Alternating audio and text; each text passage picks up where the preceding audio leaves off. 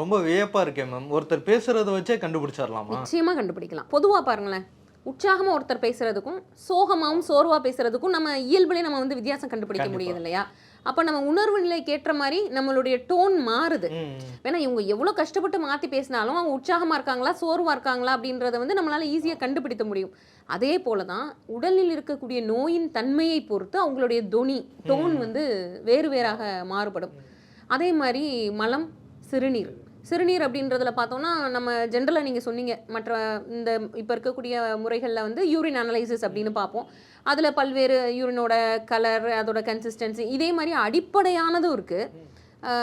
நீர்க்குறி அப்படின்னு சொல்லக்கூடியது, நீர்க்குறி நெய்க்குறின்னு சொல்லுவோம். அதில் நம்ம யூரினை எடுத்து வச்சு அதில் நல்லெண்ணெயை விட்டு அதில் வரக்கூடிய ஷேப், அதில் வரக்கூடிய உருவம், இதை வச்சு ஒரு பெரிய ஆழமான ஒரு தனி ஒரு முறை இருக்குது, டயக்னோசிஸ் மெத்தட். நீங்கள் சித்த மருத்துவத்தில் டயக்னோசிஸ் இருக்கா அப்படின்னு கேட்டதுனால ரொம்ப எளிமையான டயக்னோசிஸ் இது எல்லாமே, ரொம்ப சிம்பிளிஃபைடு.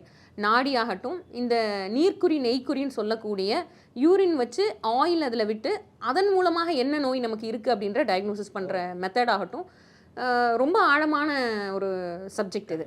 8 விஷயங்களை நோட் பண்ணுறது மூலியமாக நீங்கள் ஒருத்தரோட நோயை கண்டுபிடிக்கலான்னு சொன்னீங்கல்ல மேம்.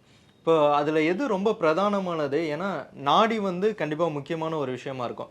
நாடியில் பித்தம், கபம், வாதம் அதை கண்டுபிடிக்கலாங்கிறத நம்ம ஏற்கனவே நிறைய விஷயங்கள் சொல்லியிருக்கீங்க. 16 கேள்விகள் மூலமாக நீங்கள் என்ன உடம்புங்கிறத கண்டுபிடிக்கலாங்கிறதையும் சொல்லியிருக்கீங்க. ஸோ நாடியில் வாதம், பித்தம், கபம் இதை தாண்டி வேற என்னென்ன கண்டுபிடிக்கலாம்?